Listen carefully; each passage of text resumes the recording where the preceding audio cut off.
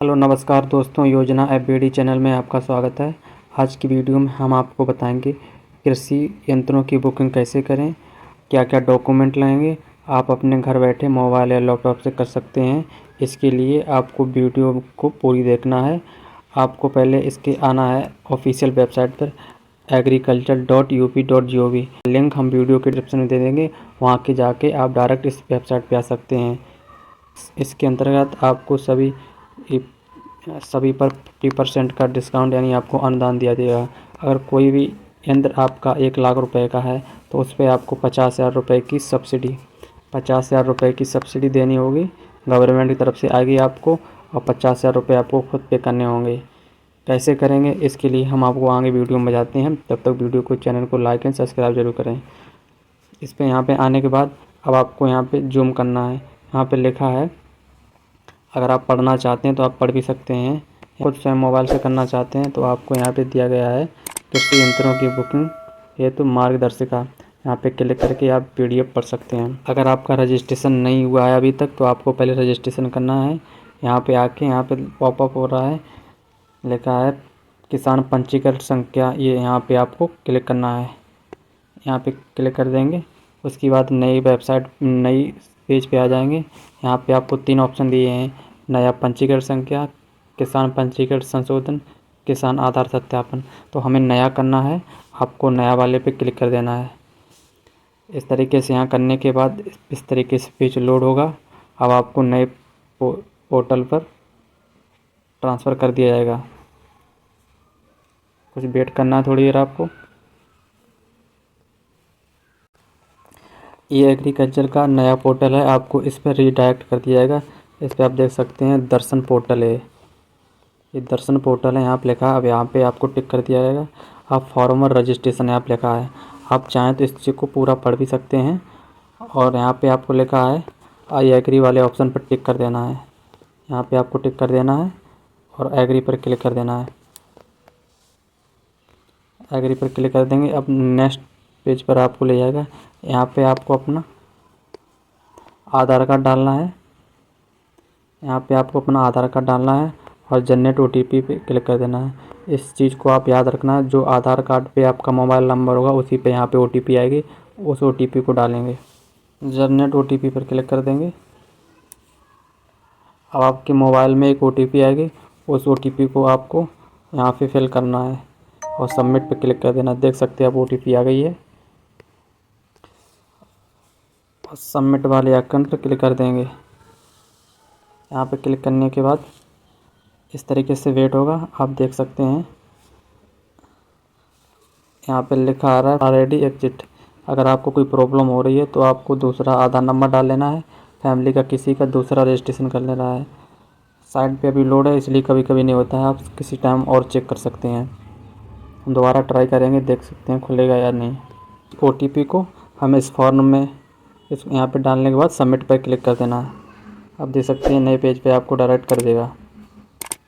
इस तरीके से एक नया पेज ओपन हो जाएगा। हम कुछ YouTube की पॉलिसी के अनुसार कुछ चीज़ों को हम हाइड कर दे रहे हैं। यहाँ पे ये कैंडिडेट का नाम दिया गया है, यहाँ पे उनका एड्रेस दिया गया है, हिंदी इंग्लिश दोनों लैंग्वेज में। आपका पिन कोड, यहाँ पे जेंडर DOV, और ये आपका सब डिस्ट्रिक्ट और ब्लॉक देने के बाद इस तरीके से अब नेक्स्ट पेज पे सेव एंड कंटिन्यू पे क्लिक करेंगे। अब यहाँ पे आप देख सकते हैं आपका पर्सनल डिटेल क्लियर हो गई है।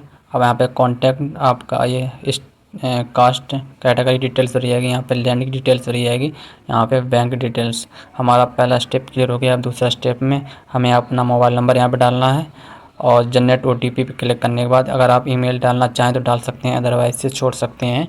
सेव एंड कंटिन्यू पे क्लिक करेंगे। कास्ट एप्लीकेशन नंबर और कास्ट सर्टिफिकेट का नंबर डाल देंगे और यहाँ पे सर्च आवर पे क्लिक कर देंगे। अगर आपका बना होगा तो वहाँ पे डाटा आपका आ जाएगा। कैसे आएगा हम आपको डाल के बताते हैं।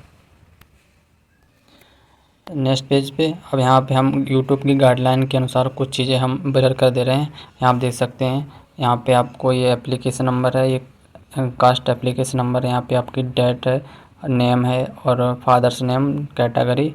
अगर आप और ऐड करना चाहते हैं तो आप यहाँ पे ऐड कर सकते हैं और डिलीट करना चाहते हैं तो आप डिलीट कर सकते हैं।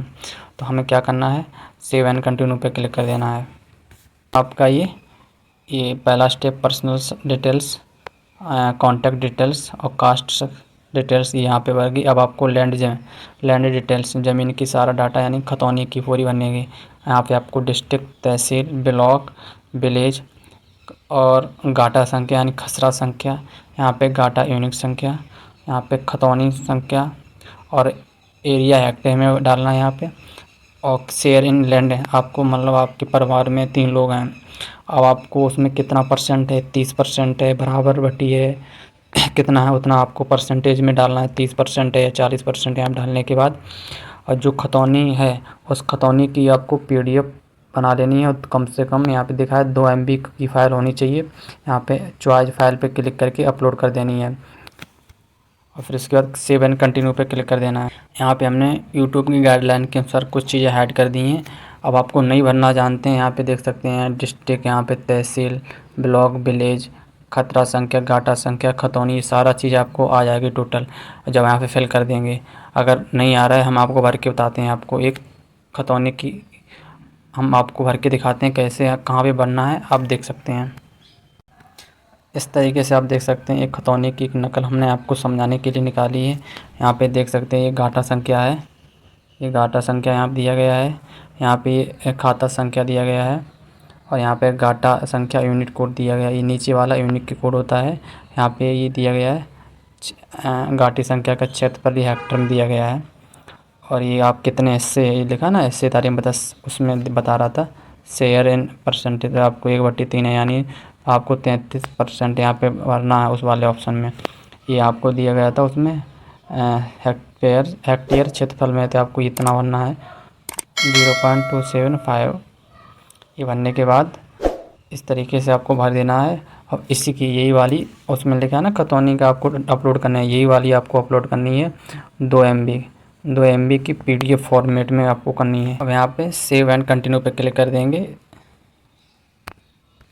सारा डाटा भरने के बाद यहाँ पे PDF अपलोड कर दी गई, सेव एंड कंटिन्यू पे क्लिक कर देंगे। अब यहाँ पे आपको नेक्स्ट पेज पे यहाँ पे डिस्ट्रिक्ट डालना है, आपको यहाँ पे बैंक नेम डालना है, यहाँ पे बैंक ब्रांच नेम डालना है, बैंक FSC कोड डालना है, यहाँ पे bank holder name automatic select आएगा और बैंक अकाउंट नंबर डालना है। और यहाँ पे आई एग्री वाले ऑप्शन पर क्लिक कर देना है, प्रीव्यू पर क्लिक कर देंगे तो आपने भरा है पूरा फॉर्म देखने लगेगा और फाइनल सबमिट पे क्लिक देंगे तो आपके एक रजिस्ट्रेशन यानी किसान पंजीकृत संख्या मिल जाएगा। हम आपको करके दिखाते हैं आगे। आप देख सकते हैं इस तरीके से आप अपना किसान पंजीकरण संख्या कर सकते हैं। यहाँ पे आपको लिखा गया है आपका पंजीकरण सफलतापूर्वक किया गया है। आपका पंजीकरण संदर्भ संख्या ये है जो उप कृषि निर्देशालय में कार्यालय में विचाराधीन है, वहाँ से आपको वेरीफाई कर दिया जाएगा, आपका पंजीकरण रजिस्ट्रेशन संख्या मिल जाएगी। अब इसी रजिस्ट्रेशन संख्या को आप अपने किसान यंत्र को बुकिंग कर सकते हैं। यहाँ पे 25, अगर आप 5 लाख रुपए से नीचे का कोई यंत्र लेते हैं तो आपको 25 रुपये की टोकन काटना पड़ेगा, और अगर आप 5 लाख से ऊपर लेते हैं तो 5000 का टोकन काटना करेगा, टोकन कटा जाएगा।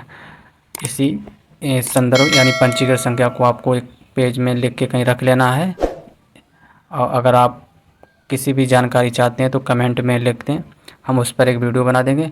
अगर आपको जानकारी अच्छी लगी हो तो चैनल को लाइक एंड सब्सक्राइब जरूर करें, जिससे आने वाली गवर्नमेंट की सभी जानकारी को हम आप तक पहुंचा सकें।